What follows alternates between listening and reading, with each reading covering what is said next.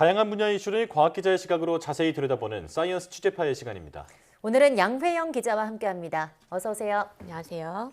네, 어떤 이야기를 나눠볼까요? 네, 이제 뭐 완연한 봄이 왔다고 볼 수 있습니다. 네. 아침에는 조금 춥지만 낮에는 워낙 따뜻해지기 때문에 사실 옷을 어떻게 입어야 될지 약간 고민이 되기도 하고 또 좀 계절이 바뀌었으니까 화사한 옷이나 네. 새로운 옷을 또 입고 싶기도 하잖아요. 그렇죠. 이럴 때마다 이제 옷장문을 열면 아, 입을 옷이 없다. 도대체 작년에는 뭘 입었나 이런 생각이 드는데요. 이거는 우주에서도 마찬가지라고 합니다. 우주 환경 그리고 또 우리가 맡은 임무에 따라서 사실 우주복도 조금은 달라져야 하거든요. 하지만 그렇지 못하기 때문에 입을 우주복이 없다 이런 이야기가 좀 나오고 있는데요. 그래서 미 항공우주국 나사가 42년 만에 새로운 우주복을 공개했다고 합니다. 네, 네. 42년 만에 개발했다고 하니까 참 무슨 이유가 있었을까 이런 생각이 드는데 네. 그러니까 이 우주복이 2025년에 그 아르테미스 3 때 네. 이제 사람이 달에 갈 때 입으려고 만든 거잖아요. 네, 맞아요. 그렇습니다. 우선은 이 새 신형 우주복은요, 가벼워진 게 좀 특징입니다. 이 신형 우주복의 무게가 약 55kg이라고 하는데 이게 기존의 아폴로 임무 때 입었던 우주복에 비하면 25kg이나 가벼워졌습니다. 가볍긴 해졌지만, 그러니까 가벼워졌지만 성능은 오히려 더 좋아졌다고 하는데 네. 특히나 보온 능력을 극대화시켰다고 합니다. 네. 이게 왜 중요하냐면 우리가 달 음영 지역, 그러니까 햇빛이 가지 않는 지역은 영하 210도까지도 떨어질 수 있는 만큼 예. 굉장히 추운 지역인데요. 이전까지는 사실 그런 음영 지역에 갈 필요가 없었으니까 보온 능력에 대한 극대화가 필요하지 않았지만 이제는 달 극지에도 연구를 해야 하기 때문에 이 극지의 어떤 온도도 버틸 수 있도록 단열재를 보강을 했다고 하고요. 예. 이 또 다른 우주인의 눈이 되어주는 헬멧 성능도 좋아졌다고 합니다. 우주복 헬멧 자체가 주변을 잘 볼 수 있도록 조금 더 크고 투명한 유리구슬 같은 모습을 좀 디자인이 됐고 또 HD 카메라가 달렸거나 아니면 조명을 달아가지고 우주 유형이나 달 음영 지역 같이 어두운 곳을 이제 탐험할 때 이 시야를 좀 확보할 수 있도록 기능을 높였다고 합니다. 예. 네, 그러니까 무게도 거의 절반으로 줄어들고 성능도 더 좋아진 건데요. 그런데 저희가 앞서 또 오전에도 말씀드렸듯이 이게 좀 쪼그려 앉기가 가능한 우주복이라고 하던데 그 전에는 그럼 우주복을 입고 쪼그려 앉기가 불가능했던 걸까요? 네, 그렇습니다. 뭐 과거 우리 아폴로 이 달 탐사 영상을 좀 보시면은 아마 조금 다 서 있는 모습을 좀 봤다 이렇게 기억을 하실 수 있어요. 네. 그리고 심지어 걷는 모습이나 서 있는 모습도 약간 토끼가 깡총깡총 튀는 것처럼 엉거주춤하거나 예. 네, 이렇게 좀 움직이는 모습을 볼 수 있고 허리를 굽히는 모습을 본 기억은 아마 거의 없으실 거예요. 맞아요. 이게 기존 우주복은 관절 부위가 잘 구부러지지 않게 만들었기 때문에 움직임이 굉장히 둔하고 어색했던 거거든요. 또 우주 유형이라는 우주인의 모습을 봐도 마찬가지입니다. 우주복이 굉장히 두꺼워서 생각대로 움직이기가 굉장히 쉽지가 않대요. 그래서 실제로 우주인들은 우주 유형을 하기 전에 유형을 하기 위해서 지상에서 이 수개월 동안 우주복을 입고 물속에 들어가서 움직임을 연습을 한다고 합니다. 네. 근데 이 아르테미스 프로그램의 이 최종 목표가 단순히 달 탐사를 다시 가는 것에서 더 나아가 달 기지를 건설하기 위해서 이 아르테미스 프로젝트가 시작된 거잖아요. 그래서 신형 우주복은 사실 단순한 달 탐사에서 나아가서 기지 건설을 할 때 할 수 있는 여러 가지 일들도 할 수 있도록 해야 되거든요. 그래서 뭐 쪼그려 앉는 건 물론이고 웅크리기 등 이 다양한 동작을 쉽게 할 수 있도록 이번에 이 신형 우주복은 관절 움직임을 설계에 반영을 했다고 합니다. 네. 사실 기존의 우주복을 입고 다니는 그 우주인들 보면 무릎을 펴고 다니는 듯한데 그런 느낌이었잖아요. 네, 근데 맞아요. 조금 전에 화면에서는 자유롭게 구부리는 걸 볼 수 있었는데 네. 저는 이 새 우주복에서 이제 인상적이었던 게 좀 여자도 입을 수 있도록 만들어졌다라는 말이 좀 의아하게 느껴졌었거든요. 이제 그동안 여자 우주 비행사도 있었을 텐데 남성용밖에 없었나 보죠. 아, 뭐 그런 건 아니었습니다. 여성용 우주복도 있기는 있었는데 개수가 적었던 거거든요. 우선 처음 우주복이 개발됐을 때는 당연히 미국 성인 남성을 기준으로 만들었습니다. 그래서 남성용 우주복 사이즈는 조금 더 다양하고 그리고 개수도 훨씬 더 많아요. 네. 2021년 기준으로 지금까지 우주에 다녀온 사람이 한 600명인데 그 600명 중에 여성은 75명밖에 안 됩니다. 굉장히 적은 수였죠. 네. 그만큼 모든 것들이 남성 우주인에게 맞춰져 있었다 이렇게 보시면 돼요. 예. 이렇다 보니까 실제로 2019년 3월에 최초로 전원 여성으로 구성되는 우주 비행을 준비를 하고 있었는데 나사가 이때 여성 우주인 한 명이 맞는 우주복이 없어서 교체된 사례도 있었습니다. 네. 이 사실 우주복은 세상에서 가장 비싼 정장이다 이렇게 불릴 정도예요.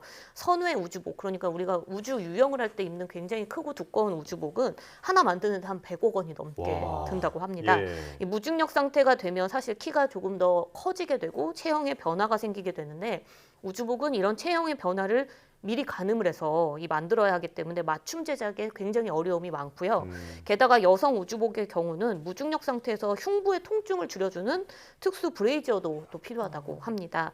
그러다 보니까 맞는 우주복이 없다고 하면 이 기한 내에 또 여성용 새 우주복 제작도 만들기 어렵고 이런 두 가지 조건 때문에 우주복을 교환하는 것보다 오히려 우주인을 교체하는 게 더 쉬웠던 예. 겁니다. 네. 한 벌에 100억 원이라고 하니까 정말 세상에서 제일 비싼 정장이라고 할 만합니다. 네. 자, 그렇다면 이번에 개발된 신형 우주복은 이 입는 사람에게 맞춤형으로 제작이 되는 건가요? 또 완전히 맞춤형이 되는 거는 또 아닙니다. 이 남성과 여성의 90% 그러니까 아주 극소수의 특수 체형을 제외하고는 거의 다 입을 수 있도록 이렇게 설계를 했는데요. 예. 우선 3D 프린팅과 레이저 기술을 적용했기 때문에 우주 공간에서 체형 변화를 좀 더 정교하게 반영할 수 있어서 이 제작하는 데 좀 더 용이하고요. 또 기술 자체가 제작 비용을 줄이는 것은 물론 제작 시간도 줄이는 데 도움이 된다고 합니다. 네. 그러니까 예를 들어서 우리가 기성복을 살 때 자신의 체형들은 다 조금씩 다르지만 나에게 맞는 사이즈를 대중소, 라지, 미디움, 스몰 중에서 고를 수 있잖아요. 네. 이런 것처럼 이번 신형 우주복도 그렇게 좀 어느 정도 커버가 가능한 체형의 전체적인 커버가 가능한 선에서 개발이 됐다고 보시면 됩니다. 네. 네. 그런데 이번에 공개된 신형 우주복이 또 계속 나갔지만 색에도 굉장히 눈길이 갔는데요. 네. 뭐 우주인 하면 흔히 하얀색 우주복을 떠올리는데 이번에는 좀 검정색이더라고요. 네, 맞습니다. 이 검정색 우주복을 사실 공개하게 된 건 기술 유출에 대한 우려 때문에 이 디자인을 좀 앞에서 가려두기 위해서 검정색을 선택했다고 네. 합니다. 네. 이 시제품의 색인 검정색은요, 우주복 개발사인 엑시엄 스페이스의 브랜드 색상으로 제작이 된 건데요. 실제 우주 임무에 쓰일 우주복은 흰색으로 제작을 한다고 합니다. 이 대기가 없는 우주 공간에서는 태양의 광선, 태양빛을 만약에 피할 수가 없기 때문에 네. 직사광선으로 맞게 되면 몸의 온도가 한 100도 이상까지, 130도까지도 올라간다고 해요. 그러면 결국 우주인을 보호하기 위해서는 빛 반사율이 가장 높은 흰색으로 우주복을 제작해야 되는 건 당연하고요. 실제 우주복도 그래서 흰색으로 만들 예정이라고 합니다. 아, 그렇군요. 저는 사실 검은색 우주복이어서 좀 멋있다 이런 네. 생각도 있었는데 좀 세련된 네. 느낌이죠. 네. 결국은 흰색으로 이제 만들게 됐다 네. 이렇게 말씀해 주셨는데 그런데 지금 떠올려 보면 주황색 우주복도 있지 않나요? 네, 맞습니다. 이 주황색 우주복도 우주복인데 실제로 우주복이 또 종류가 조금은 나누어져 있어요. 크게 세 가지로 나눌 수 있는데요. 국제 우주정거장에서 생활하는 우주인들이 입는 이 선내 생활복이 있고요. 대기권으로 진입할 때 입는 여합복이 있고 마지막으로 우주 활동, 우주 밖에서 활동을 할 때 입는 선내 활동복 이렇게 세 개가 있습니다. 네. 우선 이 선내 생활복은 점프슈트하고 비슷한 형태인데요. 특별한 기능은 없고 뭐 티셔츠, 바지 이렇게 생각하시면 되는데 네. 다만 혹시 모를 화재에 대비해서 먼지나 정전기가 발생하지 않는 재질로 만든다고 하고요. 특이한 점이라고 하면 뭐 주머니가 많다는 건데 우리가 그 국제 우주정거장은 무중력 상태로 있기 때문에 사실 물건 보관을 하기가 어렵거든요. 네. 그래서 주머니에 자꾸 뭐를 넣어야 하고 수납을 해야 되기 때문에 주머니 또 찍찍이, 일명 찍찍이라는 것들이 많이 여러 개 달려 있다고 그렇군요. 합니다. 또 그리고 주황색 우주복이라고 아까 생각 네. 떠올리셨죠? 이거는 여합복이라고 하는데 우주에서 지구로 돌아올 때 입는 우주복입니다. 그러니까 지구로 돌아오면은 기압이 굉장히 커지잖아요. 네. 그때 잘 버틸 수 있도록 우리 몸이 잘 버틸 수 있도록 해주고 그리고 또 지구 착륙을 했을 때 만약에 바다에 착륙을 시키게 됐을 때 어떤 뭐 우주선에 문제가 생겨서 바다에 빠질 수도 있잖아요. 그러면 익사 방지를 위해서 옷이 보트처럼 부풀어지는 기능을 갖췄다고 합니다. 여합복이 또 주황색인 이유는 지구의 대부분이 푸른색, 바다나 숲이 푸른색이기 때문에 가장 잘 띄는 보색인 주황색으로 만든 건데 이제 예. 대부분은 지구로 돌아올 때 입기 때문에 우리가 또 기억에 많이 남는다고 보시면 됩니다. 마지막으로 우주복이라고 하면 가장 먼저 떠오르는 선외 활동복, 그러니까 우주 유영을 할 때 입는 우주복이죠. 이 우주복은 우주복 자체 안에서 내부 압력과 온도를 일정하게 유지를 해줘야 되고요. 뭐 산소 공급을 해주는 것은 물론 인간이 다시 숨을 쉬고 내뱉는 이산화탄소를 없애주는 역할도 기능도 들어가 있고요. 또 우주먼지를 막아주는 등 인체 보호 기능들이 아주 많이 포함된 가장 비싼 우주복입니다. 그렇군요. 네. 그런데 이번에 공개한 신형 우주복이 42년 만에 나오는 거라고 하는데요.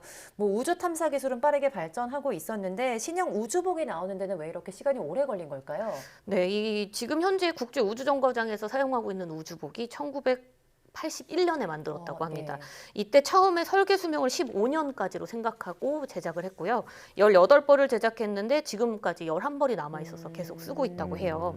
사실 우주복 자체는 이제 어떤 기능이 새롭게 필요한 게 없었었는데 이제 이후에 많이 사용을 하다 보니까 냉각수 유출 사건 같은 사고도 일어났고요. 네. 또 앞서 설명했던 여성 우주인이 입기에 부적합하다는 평가도 받게 됐고요. 네. 그러다 보니까 이 차세대 우주복 개발이 점점 필요해졌습니다.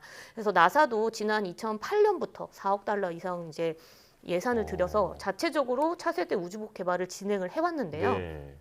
그래서 실제로 2019년 10월에는 이번 아르테미스 프로그램에 사용할 차세대 우주복의 이 어떤 실물, 가상 모습을 네. 공개하기도 했었습니다. 뭐 외형상으로는 기존 우주복하고는 큰 차이는 없지만 활동성을 강화시키고 뭐 이런 새로운 장치들을 추가한 내용들을 보여줬었는데요.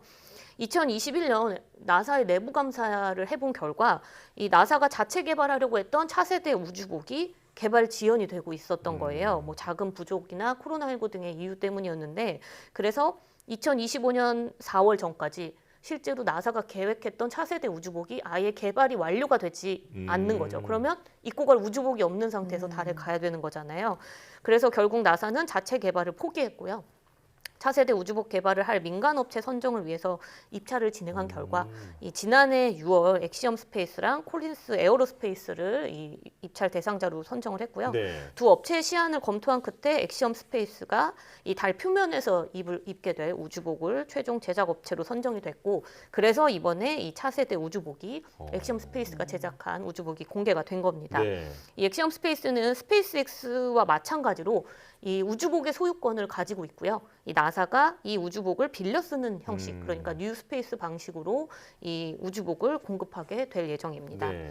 또 이번에 공개된 신형 우주복은 앞서 설명했지만 달 표면에서 탐사 과정에서 입을 우주복이거든요. 네. 근데 우주 유영을 할 때 입는 선외 아까 활동복도 제가 우주복 설명할 때 설명을 드렸는데 네. 이거는 이 콜린스 에어로스페이스라는 업체가 개발을 또 한다고 해요. 이들이 개발한 선행활동 우주복은 이름이 에스트로라고 이름이 붙여져 있는데 예. 뭐 방탄복보다 더 튼튼하면서도 유연한 소재를 사용할 계획이라서 이 선행 우주복, 아주 큰 선행 우주복을 입고도 팔굽혀펴기가 가능할 정도로 만들겠다고 업체는 설명했습니다. 그렇군요. 우주복에 이렇게 많은 이야기가 얽혀 있는지 몰랐는데요. 앞으로는 우주선뿐 아니라 우주복에도 유심히 관심이 갈 것 같습니다. 자, 사이언스 취재파의 양회영 기자와 함께했습니다. 고맙습니다.